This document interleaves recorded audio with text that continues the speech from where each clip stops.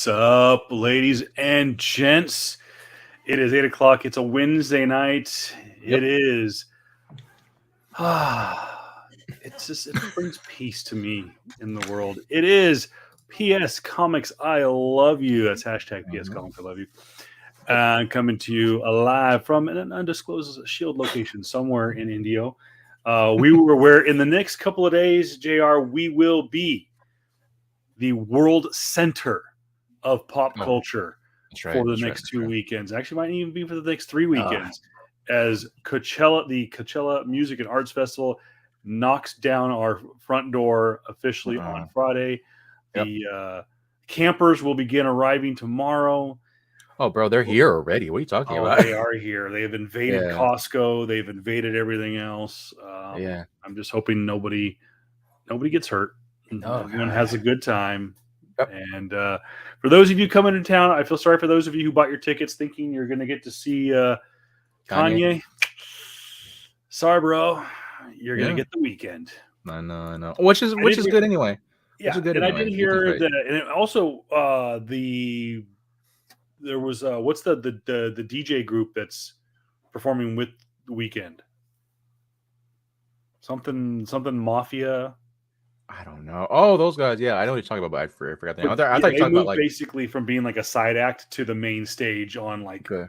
Good. So it was good. I thought you were talking like Daft Punk came back together. Like what?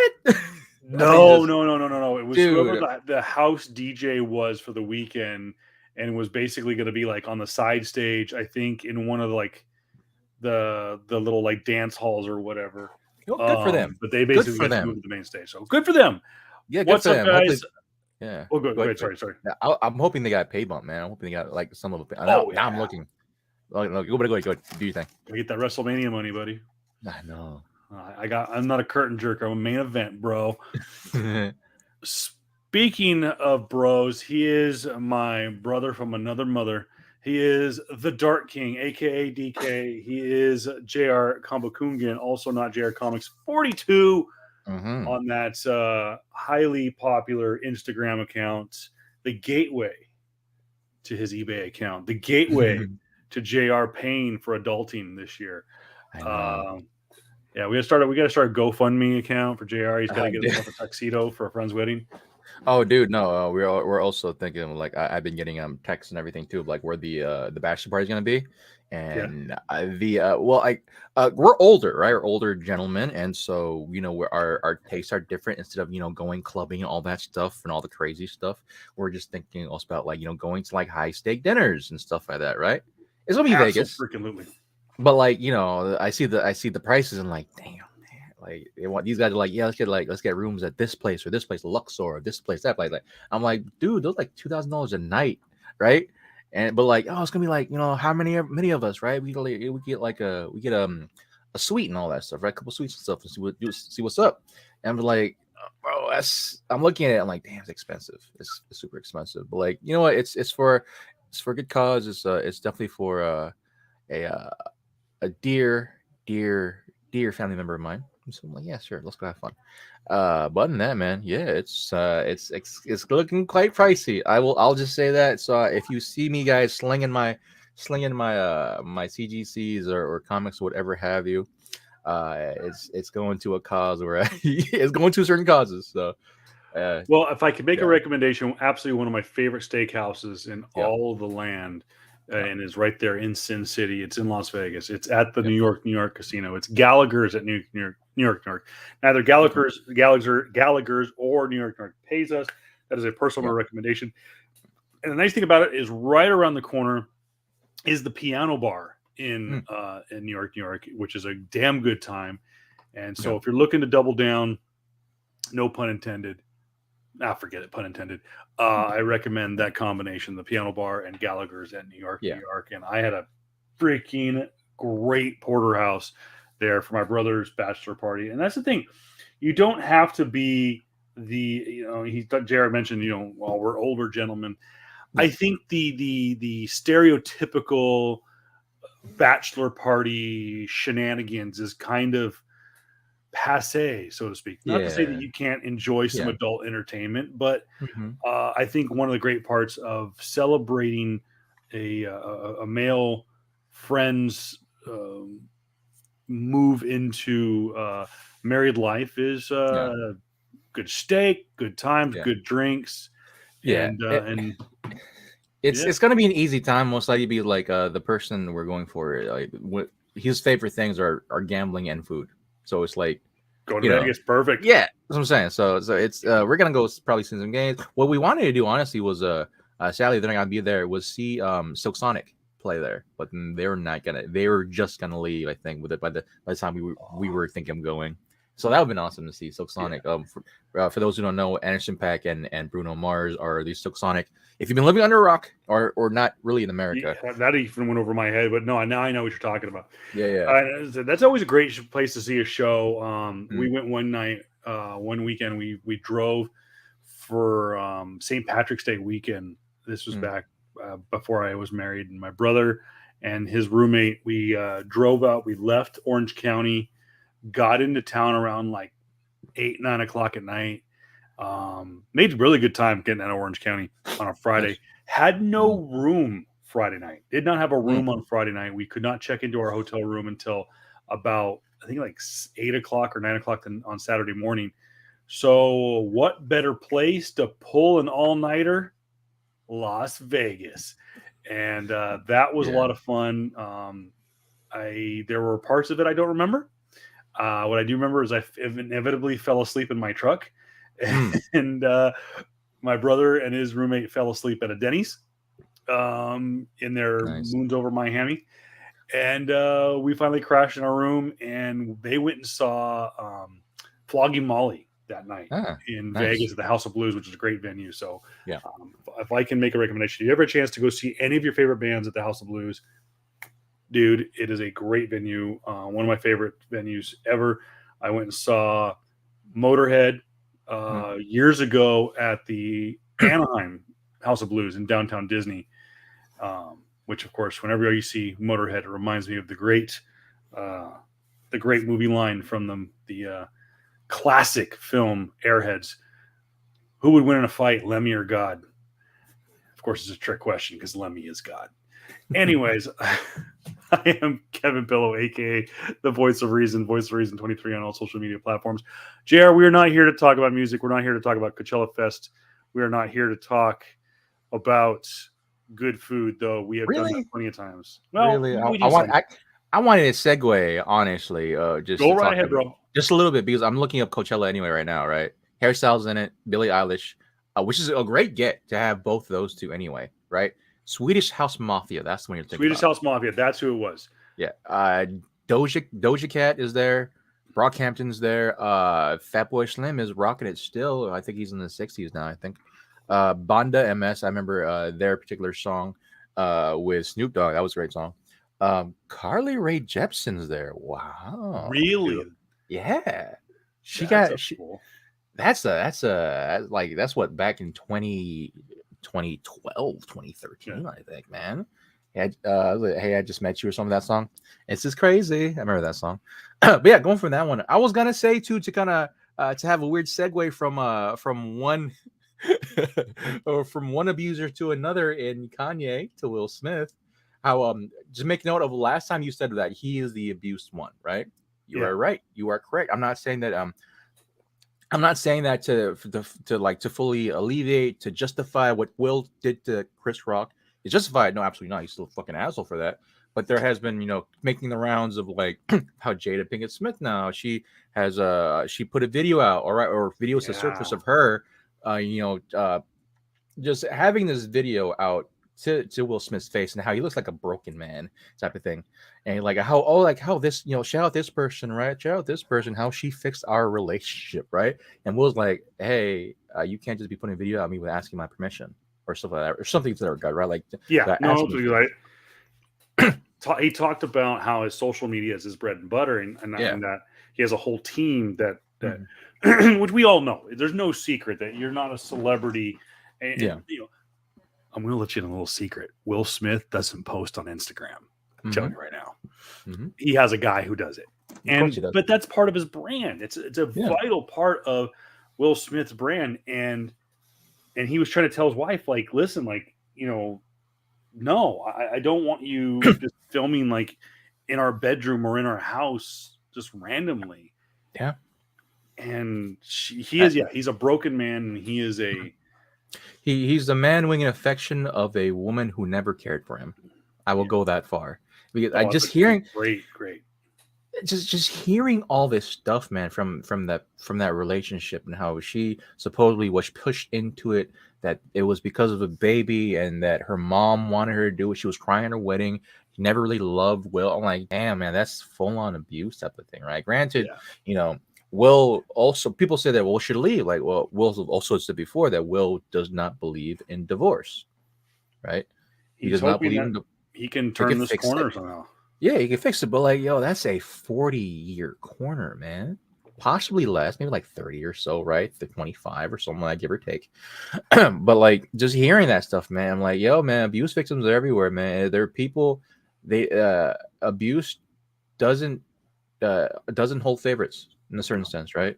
Like you can be as poor and and be in an abusive relationship with a man or woman, and you have no money, or you have all the money and be in an abusive relationship regardless. And so just seeing that, as well as just also, sadly, we're coming to terms now with the Amber Heard Johnny Depp case that just came out recently too. Where they had their first I think day of court just Yeah, the last couple of first days. day of court, first court date was today.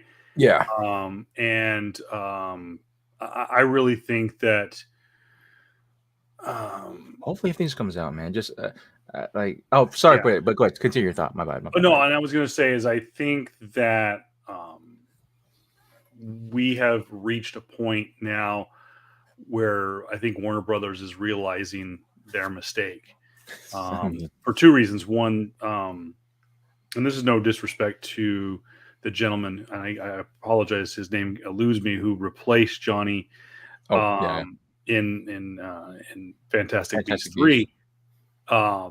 But it just doesn't, and I get it. It happens all the time. People get replaced by new Yeah, actors and stuff like that. But it just continuity it doesn't help. And Johnny was doing a great job, and he was doing it for nothing. He was yeah, doing it man. for the love of the game. Yeah, And Amber Heard gets to keep her job with at playing yeah. Mara, and Mara, so far, so far. which really is unfortunate because Aquaman 1 was a fun movie. Was it great? No, but it was fun. And It Jason was Momoa yeah, is one of those guys that loves doing what he does. He yeah, loves being an actor. He absolutely. loved playing Arthur Curry. He loved playing Aquaman. He had a lot of fun. He busted his butt doing it. Yeah, And unfortunately, I really think this movie's going to suffer because of her. And it comes out now that the director and the producers actually wanted to can her, and they were forced to leave her in. come on, And I think the James. movie's going to pay for it. Come on, James Wan. Come on.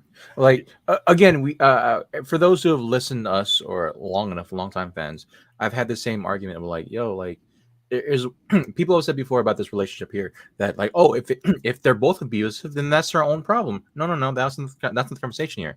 The conversation before originally is about a person in that abusive relationship when they were both abusive, uh, riding a wave of feminism or a wave of Me Too movement, Yeah. profiteering off of that while saying that she was an abuse victim, while at the same time abusing, possibly capitulating the same amount of abuse that was possibly given to her from her spouse, Yeah. right? One was profiteering and the other had horrendous effects done to slandering his name, Yeah. his credibility, his family, his children's credibility, his children's names. It's just crazy, man. It's absolutely crazy, and hopefully there can be some type of restitution done to this, and or like at least understand, like, yo, man, we gotta listen to both sides and undo our initial biasness or rage towards a certain subject. Look at it from Yeah. both sides and understand this. And to segue off of to somehow segue off of toxic relationships.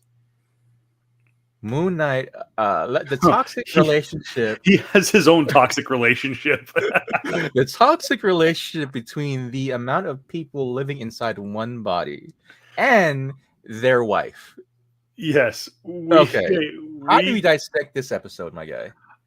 You know what? There really isn't, but is a lot to talk about episode 3. And I think we got to start off right at the beginning.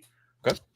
With episode 3 of where it starts on top of a building, and probably one of the coolest fight scenes that we've seen so far in this series, where we saw what we assume is Mark Spector, because it's not Stephen Grant, and it's obviously not Moon Knight or Mr. Knight. So it's obviously Mark Spector, and he gets into this fight with 3 Egyptian guys. And obviously we saw some other stuff. We saw where Arthur Harrow has found the tomb of Amit. But we see now that Mark Spector is trying to gain knowledge to try to find out where Harrow is. Yeah, and he gets into this fight with these 3 guys, and just as he's about to kill a guy with a knife, he has a knife, and he looks into the reflection, and he sees what we assume is Stephen Grant. He kind of blinks, and all of a sudden he's in a different place again. And it's Mark Spector. Yep. And he has no idea what just happened, but he does recognize one of the guys that he just beat up, and he chases him down, which leads me to think the guy on the roof, this vicious, no take no shit, no prisoners kind of guy, which Mark Spector kind of is, because he's a mercenary. Yeah. But did we see Jake Lockley? We hinted at it last week that please, Marvel, put him in here, even though this show's been wrapped for months. But I think we got to see the gruffy Jake Lockley. Now, we've said, for those who don't know, if they're just joining us for the first time, Mark Spector is broken into multiple characters. Mark Spector is this mercenary. He was a former Marine. He has he has knowledge in the Middle Eastern, and he of course is the person who is or not haunted, but he's possessed by Khonshu, the Egyptian moon god. Yeah. In the comic, Stephen Grant is a socialite. He's a millionaire. He's the one who funds all of their projects. And Jake Lockley is this cab driver who's kind of an asshole. Yeah. It's a little flipped in this show, but Jared, did you catch that? Did you catch that? Like, wait, that's a third personality. And did you think it's Jake Lockley? For the specific moment that he's talking about too, guys. It was awesome that they did a recall to the first episode where like it was the jumping scene again, right? Where he jumped twice. He beats up a guy. He chases down the guy during down one of those awesome alleyways where food were being like the marts, right? The alleyway marts where food was being exchanged, and people could buy linen and carpets and all that stuff, right? He gets beat up, knocked out, right? Or Steve again takes control from Mark. He gets beat up, knocked out. He wakes up and he has a knife in the gut of one of the guys. Wakes up somewhere else. That was that scene, right? Like, okay, I knew it was gonna be dark, but damn, this was dark, right? There were some dark scenes in this episode. It was like, okay, cool, man. There, kid gloves are off. Kid gloves are off. Like, quite literally, one of the men actually wasn't a man. He was a kid. The youngest guy there was very much a teen at least, right? Yeah. And so just seeing that whole thing where you see Steve or you see Mark go, Stevie, was this you? No, it wasn't me. Like, it wasn't me. Like, so that's the thing. I'm like, okay, maybe it was possibly a third personality, or maybe it was Khonshu again, right? Khonshu didn't really say if it was, and so I think for me, there's definitely a personality in there, whether that be Khonshu. So I'm hoping it'll be the cab driver. Honestly, it'd be awesome to see. I think we all kind of are. Yeah. But just like the whole one thing that really struck me in that scene was how how dark the series is going, where you have Mark holding this kid off a cliff, literally cliff, right? The guy goes, prays on it, cuts it off, or cuts the whatever that Mark was holding the scarf that he was holding on to, and he just falls to his death, man. And I'm like, damn, they going dark here. I like that. It's interesting, right? They're using this as like an opportunity to kind of take chances with that. What we saw with Netflix. Yeah, hell yeah. And like, I'm hoping that's the route they kind of take. Granted, I'm pretty sure, other than, everything might be on the table except for like gratuitous violence and sex. But we were pretty close to gratuitous violence. I think this episode saw some gratuitousness. We saw blood. Yeah.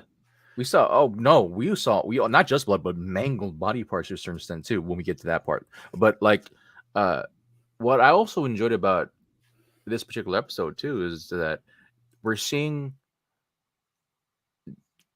feats on display, like Marvel type of like feats in the sense of like crazy shit that happens. After this scene, of course, Mark goes, "All right, so what do we do now?"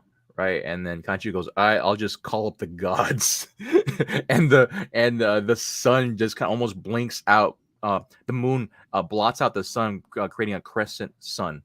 And yeah, he meets the Ned. I forgot the actual terminology of the Egyptian gods, where it's the all of them together.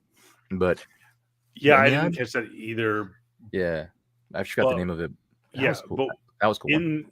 in this, what's kind of cool in this scene, if you uh, if you've been listening to us over the last few months leading up to the launch of this series, Hmm. um, we've had a couple of, we've really just, I think this has been, I think between the two of us, I think this has Yeah, been the show that we've definitely been excited for. um, Really excited excited for for. the most Yeah, out of a lot of the shows. And along the road, we have had a lot of news and notes come out of it. And a couple of months ago, we talked about an incident that took place. I think it was back in. Let me look it up. It was back in early January, oh and that yeah, was where a actor from this show, yeah, Gaspar Ulliel, yeah, who plays, I want to get this right, Anton Mogart slash Midnight Man. yeah. Now, if you were the scene that JR is talking about, where they're inside the Great Pyramid of Giza, which, by the way, It's awesome. a little wink and a nudge to Marvel fans, this is not the first time that Oscar Isaac has played a Marvel character inside the Great Pyramid of Giza. And that, of course, he walked in as Mark Spector or Jake Lockley. It could be either one. But of course, we all know that at one point, Oscar Isaac played Apocalypse. And of course, you saw his transformation into Yep. Apocalypse, and his involvement with Charles Xavier, where he was trying to summon Charles's powers in the Great Pyramid, or at least it's assumed it's one of the Great Pyramids of Giza. So I just thought it was interesting. It's once again Oscar Isaac as a Marvel character returning to the motherland in Egypt. So, anyways, so the scene that Jared was mentioning about, where they had the different Egyptian gods, and in their avatar up on this set, there was a moment where they're kind of looking down. It was a great shot looking down these three gods, and there was a gentleman at the far, I guess would be the right stage right, Yeah. maybe stage left of this scene, and had blonde, kind of slicked back hair. That was Midnight Man, and that was Gaspard, who unfortunately passed away, and I believe after a skiing accident earlier this year, and was only 37. Did I read that Yeah, right? he wasn't that. He Um, wasn't that old, man. I think he's the same age as my brother. 37 years old, died in La Tronce-Isère, France, on January Yeah, 19th of this year. So yeah, and I yeah, did love, by the way, in this, you go back and you can listen to our episode from some, was it Saturday or Sunday we recorded? I can't remember now. yeah, But this past week, you can go back and listen to our main episode. We do talk about Disney censoring themselves and removing some tributes to both Stan Lee and other yeah. actors during the Netflix series. It was nice to see that Gaspard got a tribute at the end Yep. of tonight's episode. I will actually kind of. I actually kind of rebuttal. I thought Gaspard was actually the broker, or not the broker, the rich individual that they found the sarcophagus was. I thought it was him. Was that who it was? I think that was him. Yeah, I thought that was someone else. Maybe you're right. yeah, yeah. I thought that was him. Again, I could be wrong, but like I thought that was him because he was given more. I know that he was given more of a speaking role Yeah, in and you in know the what? couple episodes. You could be right, Jared, because Yeah, he looked familiar yeah, in the yeah. oh, you know what? I think you're right because Okay. there's another gentleman, Declan Hannigan, is being credited for that Avatar character. Okay. So I think you're right. It is Okay. Anton, is that character. So yeah, I apologize. It was the character from the scene where, who's a major character, by the way, too, Yeah, man. in this series or in this episode, was the character that Layla introduces Mark Yeah. to. Yeah. And they do We'll get to go. that. So Yeah, and we will definitely get to that scene later, man. But like just seeing also just going back to all the gods or all the Egyptian gods uniting the Avatar specifically too. The inevitably, of course, this comes down to like Khonshu trying to have certain levels of like accusations levied on Arthur Harrow, saying that because Arthur Harrow is the avatar for Amit, that yeah, she wants to come back and see the world. Of course, that is dispelled rather quickly by Arthur himself, and just like I was like, no, no, man, this guy's crazy. Yes, Khonshu is abusing a man, is abusing his the broken personality and traits of this person, and yeah, the guy's like, all right, cool, we done here, and then that was it was crazy to see finally in this movie or this series that the like actual gods, right, other than of course the Norse pantheon, right, like were exist. It's crazy because that's one of the first things I've seen in Marvel where sure, people can say that Thor's version of Asgardians, right, they're just just humans with better technology type of stuff, right, that yeah, was seen in more scientific terms, man. But like this one, they really lean into like, no, these are Egyptian gods. yeah, They're Egyptian gods. So that was and cool to say. yeah, and they have gone as far as to obviously to recognize the Christian God. Yeah. It's been referenced multiple times, referencing that Steve Rogers believes in the Christian God. Yeah.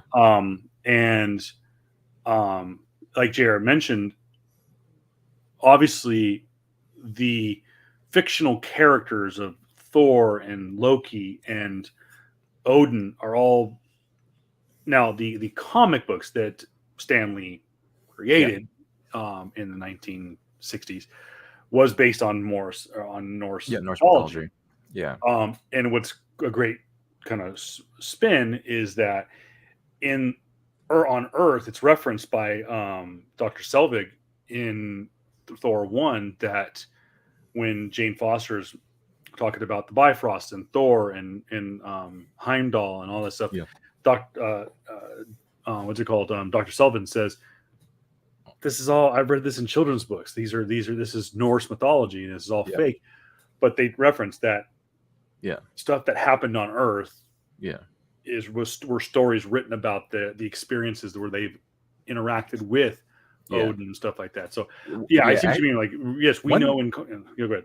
But one great line I remember from that particular movie too was like, I think it was either Jane or it was someone Jane or Selvig was saying that when someone said like, this is all magic, and someone goes, well, all magic is science that hasn't been discovered yet.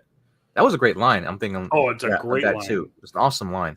And so just seeing that, it always for me, for the Asgardians is definitely for me just hammered to the point of like, all right, cool, these are a technologically advanced race, right? Technologically advanced, very much so, like with like the Nova Corps, very much so with like a bunch of other races in the Marvel universe. And so that's what it was always for me. It's just that, okay, cool, they were at Earth, and people, and then the Norse people revere them as gods type of thing. But in this particular case, though, in this series, the Egyptian gods, they're gods, right? In this particular scene where Khonshu taking over Mark's body says that like, I'm not the one that abandoned the people. I'm one of the guys that stayed here. You got like I'm the one that stayed here. You guys left, and they're like, no, they abandoned us, and we keep our presence small. And so I always love that line of questioning and understanding. Like, all right, cool, no, I enjoy this aspect of like, even though they revere themselves as gods, they have very human, very basic like type of like flaws, right? Yeah. very much so Khonshu, even though he has the incredibly crazy freaking power set and powers, right? He still very much has that same idealistic, no, we must punish, we must have justice, all this stuff, blah, blah, blah, blah. Very, very human-esque type of structure or type of personality traits. And I love that type of, I love that whole dialogue between the gods. And of course, kind of fast tracking through, Layla comes. Yeah, did we see Layla coming out? When did we see Layla? Layla shows up, I believe, um, right after the incident where the boy falls off the cliff, because shortly thereafter he kind of snaps out of it, and then he's, I believe, on a boat with Layla, which to me, I'm wondering if they're still in Egypt or are they somewhere else. But I think that's more or less right before she goes into.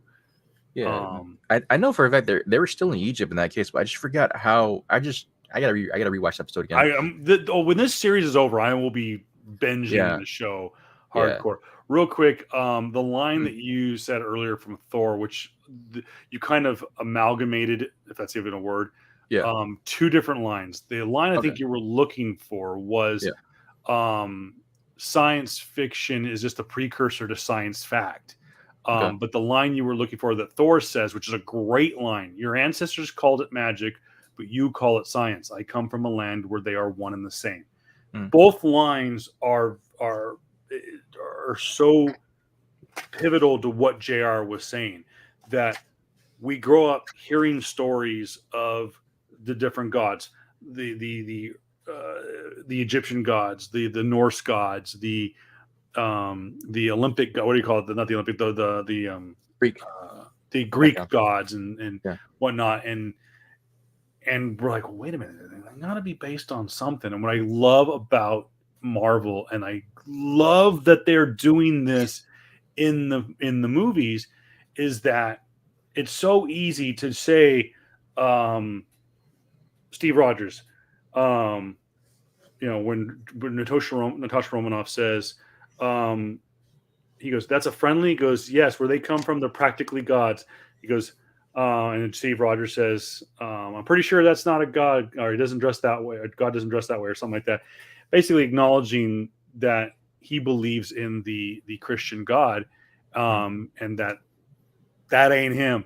And but that it all can kind of exist, and it's like with the comic books, because remember in the comic books, like we see JR, we see Khonshu, we see Thor, we see Odin, but we also see Hercules. We actually do have a Hercules in comic books, and it's also talked about that we could see. Oh, I'm sorry, is Hercules in Marvel or DC? I always forget. No, he's both. He's both. He's in both. He's in both because Hercules is with the god with the God Squad. Because there's a certain amalgamation or different reality of Hercules in the Marvel universe as also married to a different version of Wolverine. I remember that particular thing too. But yeah, Hercules is definitely in this because he has fought Thor. I have a book. I literally have an old book of Hercules shooing away Thor as he's trying to hit on, I think, Jane Foster. I had that cover. It's he's in that one. And just real quick to go back to the line. It is there. It's the line. I'm looking at a quote right now. It did have your thing, and they're saying I'm talking about science, not magic. And I think it's Eric Selvas and Jane Foster. Well, magic's just science we don't understand yet. Arthur C. Clarke. She referenced a man who said it. Oh, you're right. You're absolutely right. And that also is a great line, just in really and truly, guys, is to kind of dive on a super nerd moment. Is that theory is 100% right. And we don't know. I know I believe in the Christian God. And we don't know what these different gods. Now, the Bible tells me that these were just amalgamations created by different cultures to don't look over here. Don't look at the Christian God. But we don't know the true existence of these. We don't know the Aztec gods. We don't know. We don't know a lot of things. We don't know if it was aliens or whatnot. But aliens. that mean You that got to was do the aliens. yeah, I know. Oh, You also, have just to. You say aliens, and you have to throw your hands up like that. for those who are also looking at this, if I dunk my head down below the screen, it's because I'm eating sushi underneath, and my dumb ass forgot to eat. So if you Hey, see my we've head, all done it. yeah, I man, straight up was eating wings on the air a couple of weeks ago. yeah, But no, that is a great line. And like I said, guys really think about what that line is too. The science fiction is just a precursor to science fact is 100% true. I mean, you look at what we saw back in the 1970s with Star Trek and Star Wars, the technology that they had. I mean, my God, this was a Starfleet communicator right here. And so it's only a matter of time before we have beam me up, Scotty. We did finally get a reference in this episode or in this series, or both, to the overarching Marvel Cinematic Universe. And when Layla and Mark Spector and again, I want to get the character's name right. Anton meet, or actually, no, it wasn't Anton. It was his bodyguard that they met. It was oh yeah, I forgot his name. it was Beck, I think is what his name was. Yeah. When they meet for the first time, they talk about a moment when Layla was in Madripoor, and I think that was an important line because, like I said, the setup so far has been that both Mark Spector and Layla are mercenaries, are for lack of a better term, they're mercs, hired gun. They're basically what Wade Wilson is. Yep. But that is what Madripoor is. Madripoor is a land of villainy and scum. Though I think it was classed up a little bit in Falcon and the Winter Soldier, which is important. Great. Also, quick question, quick thing for reference, man. Shout out to Layla's mother, grandma at the very beginning of the episode where she was just having a conversation, right? And they're forging a passport for her, and and so it just gives down the line that Layla is I can't say not as innocent, but she's not as naive as a lot of things seem to believe. I'll say that much. She's not naive, and she's very much, she's very much not the estranged wife, as a lot of people was gonna say. Like, oh, because I've seen this theory up about people who obviously don't read the comics that Layla's like, oh my gosh, Mark's just a horrible person, leaving his wife out in the world, and she's just spending all this money trying to find him. I'm like, y'all don't know who Layla is, man. And so, yeah, I remember seeing that. Like, yeah, Layla isn't this cookie cutter, stay at home wife that you hope that lost track of her husband for like 7 to 6 months, man. So yeah, but going back to going back to that moment where they talk on the boat about their marriage, and then saying that, oh, they're visiting this guy who might have it, because I remember how it went. That's why the scene, there are certain parts in this episode that, like, I just breeze by because it's not really memorable.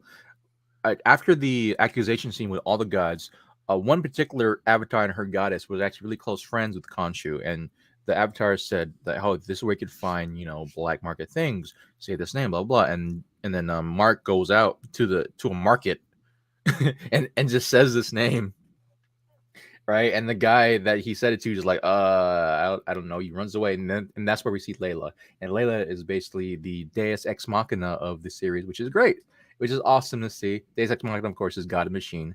It's a term for God and Machine, where that's the answer for everything. Layla is the answer for everything, which is hopefully going to be somewhat the case. Going into that, they meet the guy who is played by Gaspard. Rest in peace, my friend. I honestly thought that, man, dude, like, this guy would look good. He looked the part, and I was hoping, we would see more, because for those who know who his character is supposed to be, right? It would have been a treat. It would have been a treat, man. But just going further into it, I'm liking the relationship between Mark and Steve. It's obviously it's very strange. Yeah, it's definitely starting. It's definitely starting to develop, and we're definitely starting to see who actually owns the body in this sense. And just this whole thing of Mark Mark and Layla looking at this sarcophagus, because that's what that they were trying to find, a sarcophagus. Yeah, that word. Yeah. Sarcophagus. There you go. Yeah. And that he has no clue what the hell he's looking at, and so he asks Steve for basically what is this, right? And Steve, of course, being an Egyptian junkie, I guess you could say, huge Egyptian fan of the culture and everything, or ancient Egypt, breaks it down, figures out what to do, and then that is when this is where, particularly for me, I didn't enjoy the next couple of scenes, even though they were probably the higher pace like action scenes of the series or of this episode. To me, it just felt so disjointed, for me at least. Arthur figures out that where the sarcophagus is, where he needs to go next, and he comes in. Of course, this is after what's his name again? Anton. Yeah. This is after Anton pulls a gun. Everybody pulls a gun on Mark and Layla and says, "Oh, what are you doing? You think we didn't know all that stuff, right?" This guy comes in. Arthur comes in, and for quite literally, I paged it too. A minute. He comes in for 1 minute of screen time, says his spiel, goes on this tangent, or goes on this this monologue of saying that I know the horrible things that you have done. You want power? Look at this power. Oh, I made a sarcophagus explode, and that's just an ounce of the godly power I possess, and leaves. I don't know and I don't know if it's being done on purpose, because I did think about this. Yeah. Is what people don't realize, and I've had people ask me, like, who is Arthur Harlow?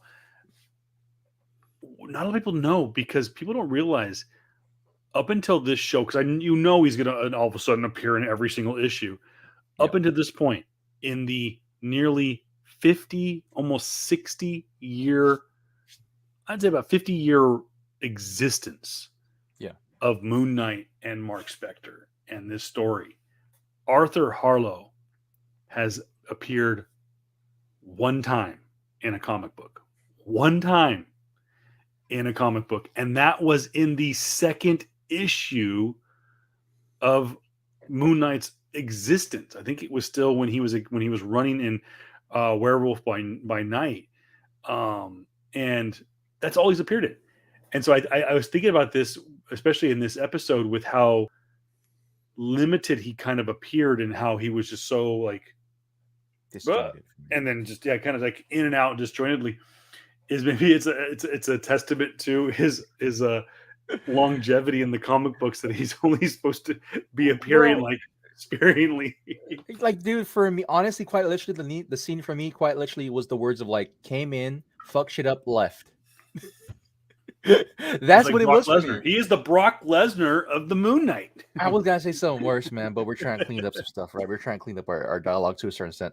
But like, yeah, man, it was just weird for me. Like, all right, cool. This guy comes in for a minute, captivates quite literally the audience, right? Except for Mark and Layla. Layla going, no, don't follow him. He's gonna kill millions. And I was like, oh, you're talking about trust right now? Are you serious, right? And the guy goes, I have godly powers. Trust me. Yes, of course, Arthur. And then something explodes. He leaves with his goons, and there's a fight scene. It was disjointed to me. Yeah, being a fan of course, being a fan of like just martial arts and action movies, right? Well done action movies. The whole thing of like, oh, my gun is on Mark. Oh wait, where is he now? Oh wait, he's up this fake looking pyramids, horrendous freaking avant-garde structure of a pyramid, right? And then he's in his Moon Knight outfit, man. And then like, I don't know, it was just joining me. And I think, granted, I watched the first time I watched this episode like at 1:00 at night, right? Early this morning. I look at that, I'm like, I'm kind of sleepy. I look at it, I'm like, you know what? I can't finish it. I gotta watch it in the morning. I don't want to go to bed. I don't want to go to bed mad, right? Looking at this stuff. So I'm just turn it off. I wake back up, rewind that scene, and still it just felt disjointed to me. And so just going from that, going into the fight scene, the initial fight scene, it was good. Yeah. It was very when I said the gratuitous portion of it in the beginning of the episode, the gratuity in the sense of like, yo, when Mark punched, he punched his way through. Like he was taking arms and punching through that bitch, right? Granted, they weren't like, ripping off, but you definitely saw a dent you definitely saw some bones being snapped back. I'm like, oh, okay. This is a thing. Go ahead. I will say though, I did what I like about that fight scene. Yeah. On what's his name's facility there when we see Moon Knight for the first time in this episode. Yeah. Was he's and I wonder if it's going to play into it throughout the rest of the season, with avoiding reflective surfaces because like JR says, he has just beaten somebody's ass and then sees like in someone's glasses or something like that, he sees his reflection as Moon Knight, and Stephen Grant goes, "Let me have the body," or something like that, and all of a sudden he turns into our buddy back there. If you're watching the live stream, is Mr. Knight, and he's like, "Time out." And it was I instantly went back, just the whole costume and the flamboyancy and the comment, the slapstick of it, very Deadpool-esque, where he's like, time out, and then he just starts getting messed up, and I think he almost slips and lets an F-bomb go. I think let's calm the F out. Let's calm the F out. And then I like how he just goes, never mind, you got the body back. And he gives up and he goes back to Moon Knight. That irritated me, man. Like, dude, you legit want to take control in the middle of quite a literal fight where you're being stabbed through, right? Like, this whole thing was very Bollywood-esque for me. It was weird to me, right? Because it was very Bollywood, which isn't the case, right? Egypt is nowhere near India, is nowhere near that portion of Asia. And so it was like, okay, it felt very Bollywood. You have you have fighters on horseback throwing spears at one another, and you have I will say this, there was a lot more gratuitous violence in this episode than I would say we've seen in quite a minute, right? I don't remember particularly when in Black Widow. Yeah, I don't remember in Black Widow any of our main characters shooting multiple people like the way Layla did in this episode, and they're dead. Like, she puts 3 or 4 in a guy's chest. It's pretty crazy, right? And that fight scene she had with the what's his name again? The bodyguard. I think his name is Deck or Beck, something like Beck, right? And like they have a fight scene. He throws her upwards on this avant-garde opening of the pyramid, right? She falls down and she breaks her necklace and like just stabs this guy right in the chest. Yeah, right. I'm thinking to myself, like, dude, the guy ain't dead. Just me being super like stupid and analytical, right? I'm like, what if it happens out of that position, right? My dumbass meme ass, right? If I was in a position, right? It's like I go like, you just stabbed me in the chest and walked away. What the hell? I got these 2 things sticking to the sides of my chest, nowhere near my heart. I'm gonna feel this, right? I'm like, this chick just walked away like it was nothing, like she killed me. It's something like, I'm like, dude, what the frick, man? That's so rude of you. You're gonna leave me like this, right? And so that was just me being dumb thinking of that scene, right? And so I don't know who if it was the actress who did this or or possibly your stunt double. Might be your stunt double, man. She looked fluid. I'll give her that. Yeah. She looked great. I'm thinking like, damn, okay, she might have been in either an extra or a Black Widow in the previous movie. If it was the actress, great, cool. I hopefully they give him a lot more burn with Layla and the actress who plays with her, who plays her. But yeah, going to that case and that weird scene of just the whole thing, very on the nose. The girl's in the middle and 2 guys at one end, right? And they gotta fight each other for her. I'm like, really? We're on this trope. we're on this trope, right? And so yeah. Also, actually, before that scene too was that whole thing where like you see Arthur getting stabbed through. Not Arthur. You see Smart as Moon Knight getting stabbed through multiple spears. Yeah. Right. That was a great scene. That was actually pretty cool. I was like, how are they gonna get through this? And then like the hand, or the spear going through the hand, like, oh snap, that's crazy, right? And then he just goes freaking like just Hulk mode because he sees his wife, his woman, and he pulls a Will Smith and goes rage mode. He goes rage mode, breaks everything. Get my wife's name out your fucking mouth. It just beats everybody down. Oh my goodness. Oh my god, I love that, dude. Oh my god. I want him to legit, after he got one of those guys, right, just keeps on punching and punching. I wanted Mark to say, keep my wife's name out your fucking. I wanted to do that. I wonder if they probably would have reference to it if the show wasn't. Oh god, I hope someone memed it. I'm going to meme it if no one has memed it yet. I'm going to do it. But just seeing that scene, he hulked out, catches her, and of course, nobody no death after the guy the actor or no, Anton runs away. He throws his Moon Knight batarang at the guy in the back, and that's all we see of him. We don't know if he's dead. Nobody no death, and he just off in quite literally into the night because he disappears behind a mist. Yeah. Right. For me, that was the most disjointed part of the episode for me, and for me a low point. Yeah. And I was feeling very like, oh, dude, like, oh no, man, the pacing issues that's been reoccurring in a lot of these series, right? Is showing its head again. Oh my gosh, what are we gonna do? And it is tough. Because you're doing it's a different pace, and I'm wondering if they're just they're figuring it out because they are trying to do a different theme in every show, not just a different character, but a different theme and how they do the show. Yeah. You know, and this one being very science fiction-y, mystery, bordering on horror.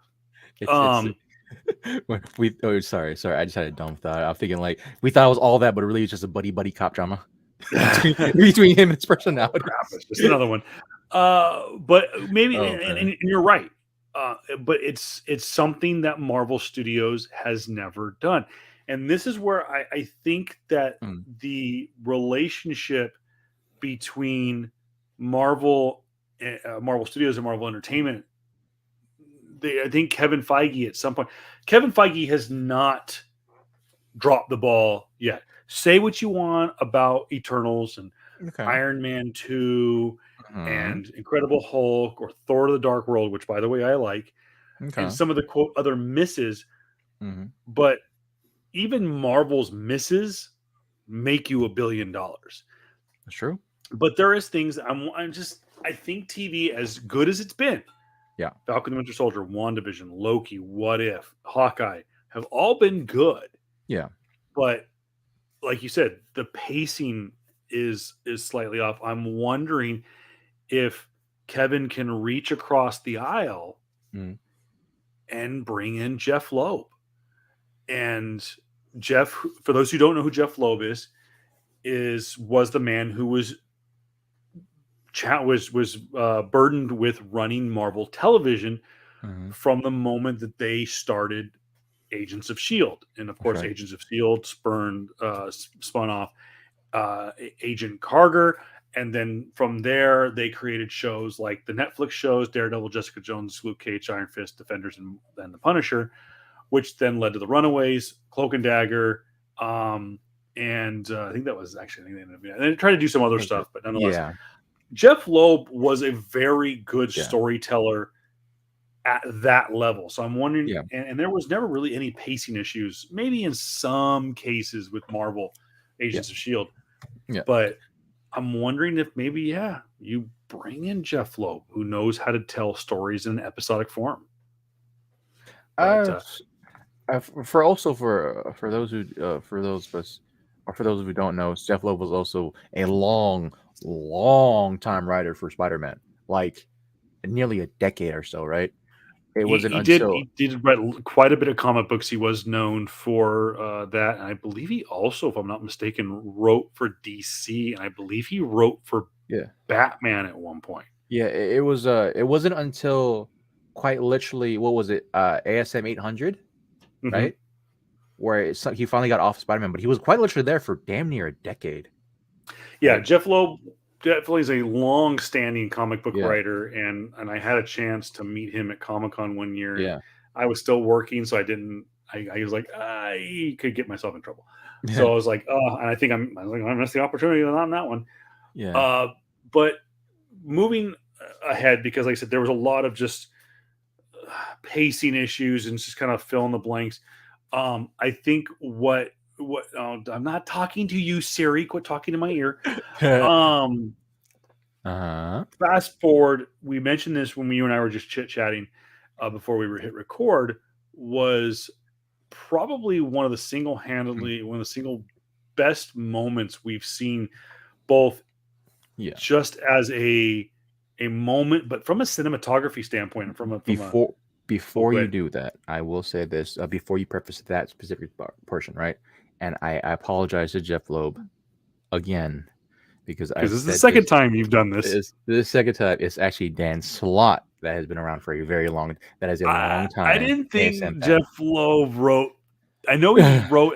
I know he wrote for Yeah, Marvel. I think he yeah. wrote for. He did a spider. He did it. He did do a Spider-Man series, but I don't particularly know if he did all of them. Dan Slott was the one that did the majority of That like the last sounds decade or so. more. Yeah, yeah, Dan Slott. And but also, Um, but as you also going into before that pivotal scene happened, man, the continuation of the relationship or the understanding of multiple personalities inside housed in one body, they get away. hey, They get away. real Go quick. ahead. Go ahead. Sidebar. Going back to Jeff Loeb. Yeah, Did you know Jeff Loeb wrote Hush? yeah. I knew he Yeah. wrote for Batman, but damn, he wrote for Batman. Yeah, here, dude, that was these series. Him and Jim. Damn, yeah, Yeah, him and Jim Lee. yeah, So it was him. sorry, I just I was looking at his bibliography. I knew he wrote for Batman. I know he wrote some Yeah, great stories, but yeah, bro. holy cow, you talk about the all time. You're talking about like you're talking about like he should be I don't know why his name isn't, or if it is, if it's not broadcast loudly, his name should be in the mix with with Frank Miller. His name should be in the mix with a Yeah, lot of I bigs, mean, man. With for Marv those who don't Wolfman. know what it is, that is Hush is probably one of the greatest Marvel, or sorry, greatest DC. Batman, if not Batman. one of the best DC stories ever Mhm. told, to the point where the sequel for the Batman, the Robert Pattinson Batman, they are talking about adopting Hush for the sequel, Oh yeah. and that's going to make that book, especially my Batman number Oh 608, yeah. Yeah. Yeah. Yeah. Yeah. very very Yeah. valuable. So Yeah. I think I have one too, actually. moving right along to Yep. one of the best cinematic scenes that we've seen in this series so far. We see that in order to find the coordinates for, I believe it's Amit's tomb. No, no, they found her tomb, but like the place where her actual remains were laid or something like that, because it was Oh, that's right. yeah. So they had found the tomb, but they were trying to find where the remains were, and they were using the star map that Mark and Layla got out of Mark, Layla, and uh, Steve. what's Out of that? the sarcophagus. Mark, Layla, Out and of the Steve was sarcophagus, yeah. yeah. And so they're working on this in the desert. Mark turns over the body to Steven. He unlocks the clues, only to realize the constellations in the clue is based on a sky that was 2,000 years old Yep. and not where they were at. And of course, that's when Khonshu. Khonshu says, I can turn back the skies, but it's going to take a lot out of me and a lot of Yeah. sacrifice. And so he is joined by Mr. Knight, because it's still Stephen Grant is in control of the body, and Yeah. they turn back the sky thousands of years, while at the same time Arthur Harrow has now convinced the Egyptian god triad court Yeah. that Khonshu has Lost it. basically he's lost it and needs to Yeah. be locked away, and they Yeah. perform this kind of seance to lock him away in a rock form while Khonshu and Stephen are rewinding thousands of years.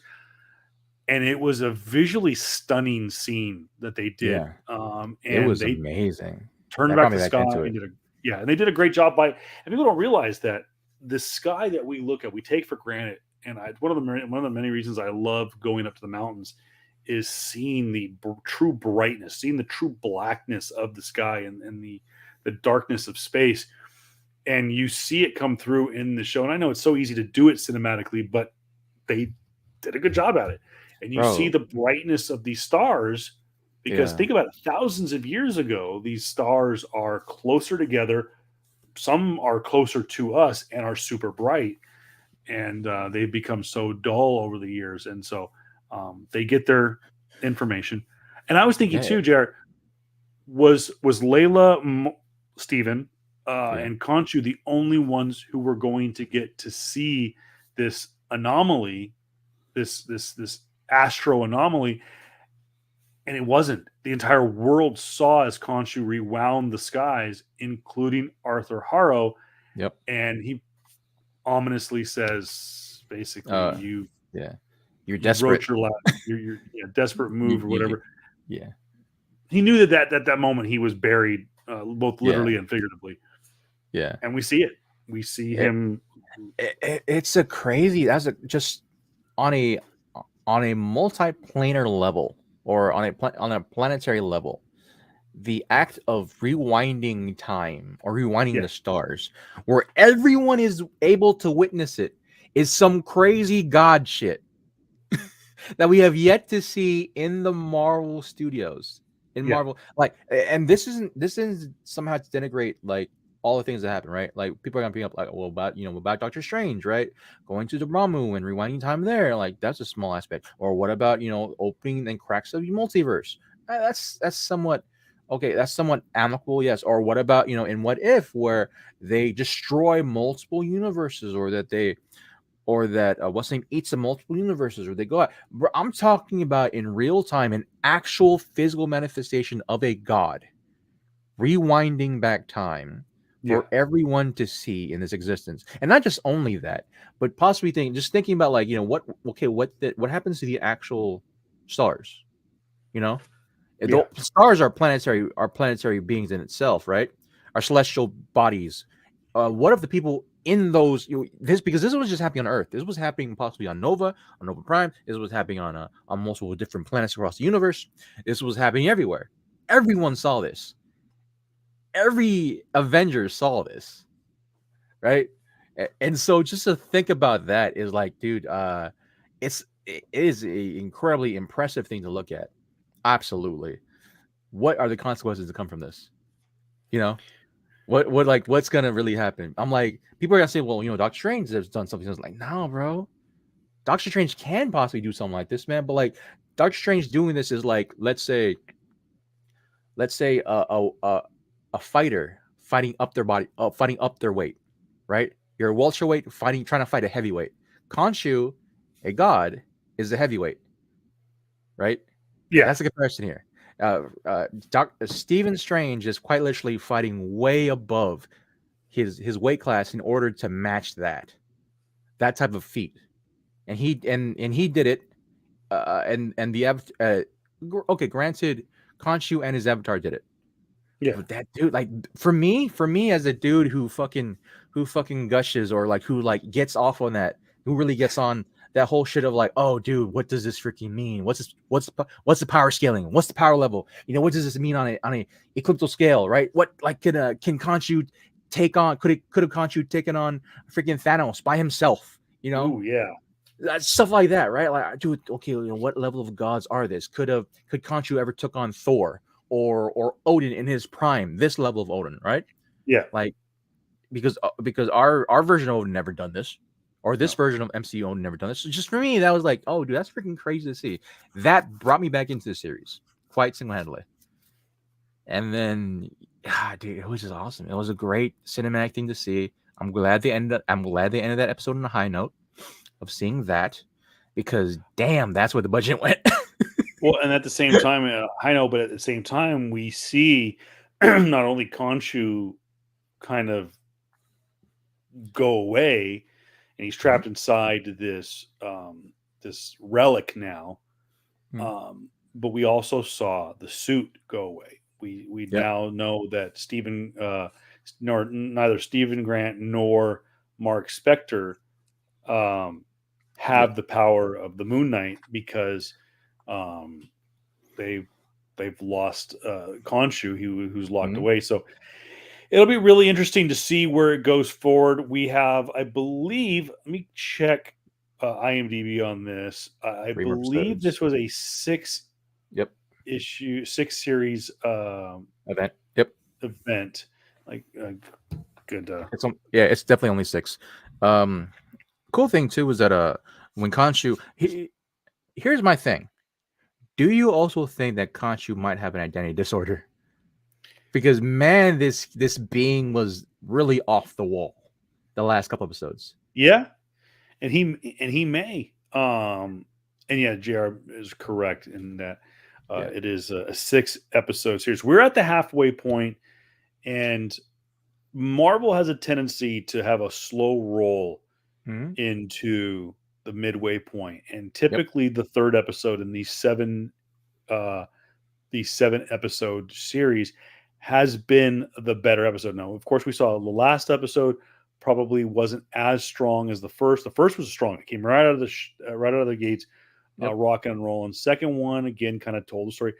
Maybe we'll see a little lull in the fourth, and then the fifth and the sixth, bam! It's right to the finish line in Yep. this. And then, mind you, this is a there is no season 2 basically. Yeah. This is a one time only series. Now, there's a multitude of reasons. People go like, "Why? Why not have a season 2 and whatnot?" There's a multitude of reasons. Number one is they're treating these shows are like an individual volume of a comic book. So this run of Moon Knight is volume 1, and Hmm. it's issue number 1, issue number 2, and everyone's like, "Well, season 2 could be volume 2." Well, it could be, but you could have Moon Knight and the Yeah. Punisher. There doesn't have to be, or you could do another volume, and it's a completely retelling, or it could be a different.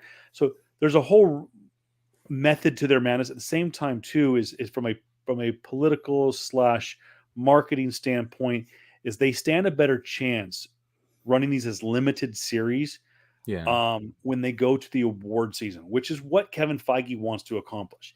Yeah. He It. got very close with Yeah. Mandalorian. He has gotten very close with WandaVision. I know WandaVision did get some recognition. Um, what If did get some recognition for being an animated series, but he Yeah. wants an Emmy, he wants a Golden Yeah. Globe, and I think he Yeah. has a better chance of doing so by having these be quote limited series because Netflix, Amazon Prime, all these things are trying to do Yeah. multiple seasons, and that makes them into a different category. So Yeah. it's a It, smart move by Marvel. it's also pretty damn expensive filming in Egypt. True.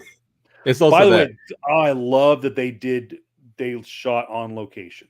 Yeah, man, that's Bravo great. by Feige for taking a Yeah. gamble on that, Yeah, man. especially shooting during COVID and whatnot, and all the restrictions with trying to get over to Europe, and in this case, getting to Africa. Yeah. I will Just say too, yeah. real quick before we wrap things up, the music. Good. The music has been great. I Yeah, love yeah. Yeah, the it's Middle very Eastern kind of. yeah, it's very much in that lane. I'm so happy. Like I had the exact same feeling with Black Panther in the sense of like, cool, Yeah, it's it's very much leaning into appreciating their culture, very much appreciating, you know, black lives and black culture. Cool, yeah, great. The same thing with this, man. It's very much leaning into like appreciating different avenues of what life is like in the Middle East or in Africa or in Egypt or in a lot of other Middle Eastern cities, and like it's great, right? Some people are going to be turned off by the undulating sounds that the mother or the one of the when they're in that boat scene, right? The undulating that woman had made, right? Some people are going to be turned off by that and think it's weird. And guess what? That's normal in certain parts of the world, That's and that's part of the good. yeah. That's great. People are gonna think They have yeah, really done a great job at yeah, handling the culture, even to the part where how they handle. You talk about India earlier, how they handled parts yeah, of the Bollywood culture in yeah. India with and in Journals. Eternals. Yeah. So a job well done, and like I said, the music has been killer, and it's not Mhm. just. It doesn't have to just be the stereotypical music from the lands. They don't have to have that Egyptian feel.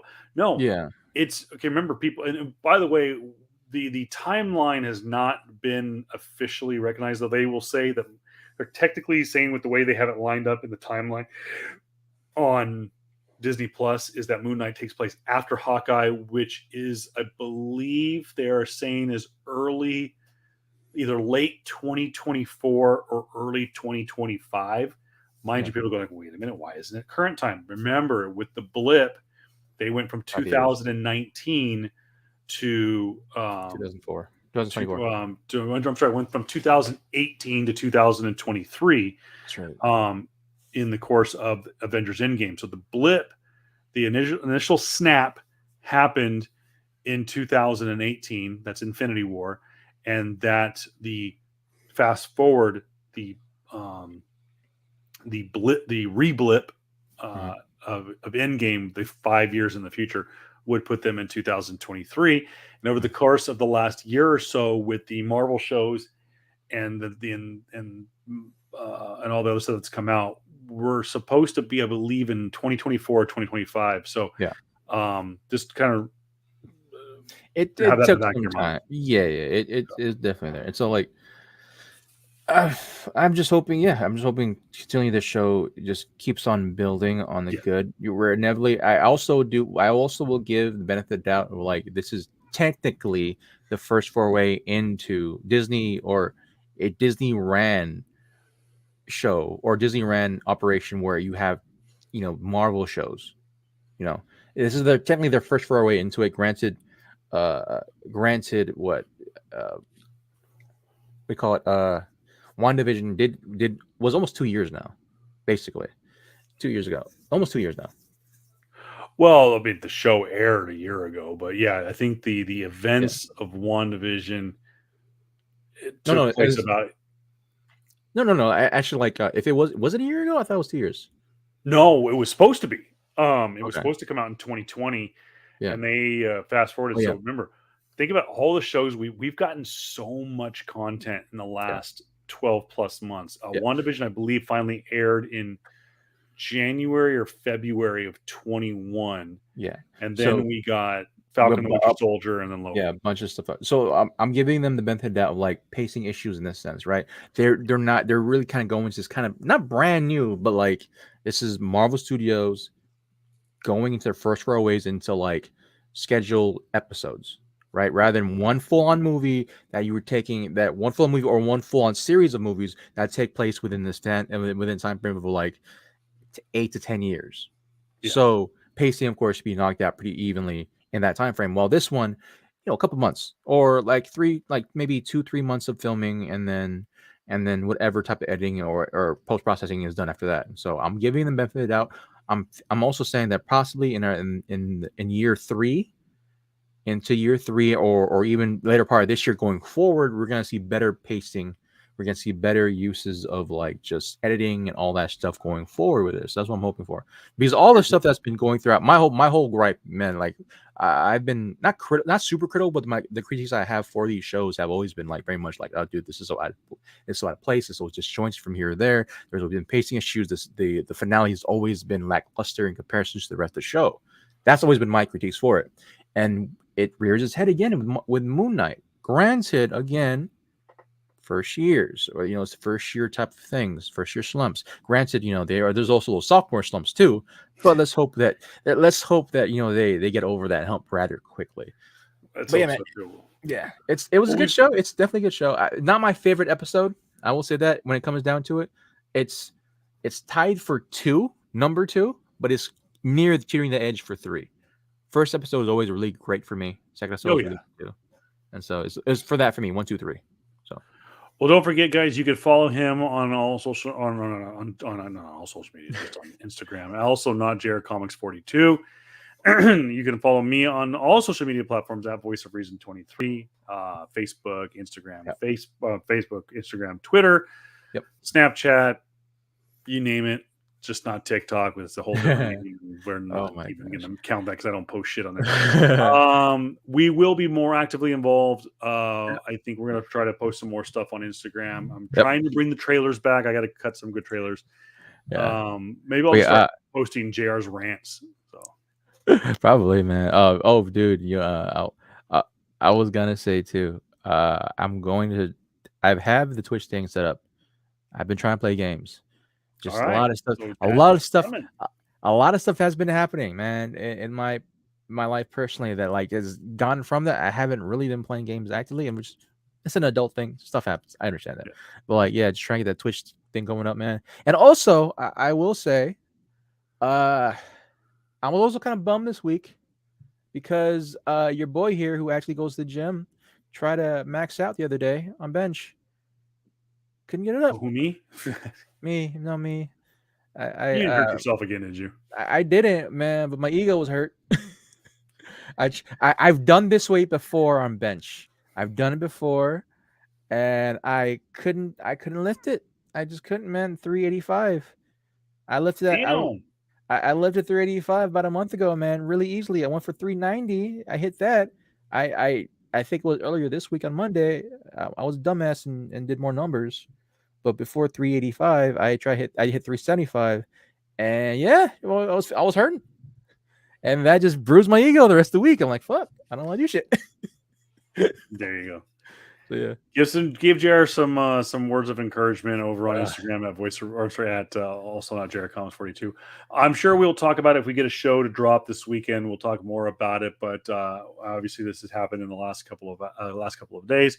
Do want to send our condolences, a little RIP out to a pop culture legend, a legendary comedian. Gilbert Gottfried passed away yesterday at the young age of 67. He suffered with a lot of different health issues. I believe he also, most specifically, dealt with multiple sclerosis? Yeah, I think so, yeah. And whatnot. So I think the official word was he had a heart issue, but nonetheless, RIP to the great Gilbert Gottfried, who the man knew no boundaries. And we will talk about that comic legend who will rejoin some of his friends in the great beyond. And we wish, send all of our love and condolences to his family and stuff like that. What a great comedian. His voice, it was unique. Yeah, it was definitely it was unique. We'll talk about that another time. JR's got some more sushi to go eat. I'm going to get some. I got some Z's to catch. Yeah. It's been this weekend we'll be talking about video games. So yes, yeah, we'll be talking video games. Yeah, we got to talk about some PlayStation. We're going to talk about what's it called? Microsoft Xbox Game Pass, the new PlayStation streaming service. Yep. All that and more in a bag of chips. Again, guys, thank you so much. We'll be back next Wednesday. Be looking on our Facebook page, our Twitch page, and most specifically our YouTube page and our Facebook page for scheduled events. We will post these scheduled live shows on those two platforms. We do stream also on Twitch and on Twitter. And of course, go to link.tree /PS Comics I Love You for more information on what links you can go to. So, JR, thank you. I'm out, and you guys have a great rest of your week. And enjoy Coachella Fest, and we'll talk to you guys later. Don't please, if y'all doing Coachella Fest, don't go crazy and be these dumbasses who go on the side of the street just try to take photos, man. Dude, oh my gosh. Yeah, and stay off the bath salts. Yeah, we don't need more wizards. We need crazy wizards. Yeah, I know that 100% that weed is legal here in our neck of the valley, man. But you, Be just chill, don't. dude. Weed's a Yeah, chill drug. Be yeah, chill. just it's chill, but at the same time, I'm also there at Denny's too. I'm also there at Denny's, man. You don't need to be smoking up in the actual place, man. Come on, bro. But yeah, All right, guys, have a great night. In peace. broadcast. No, hit the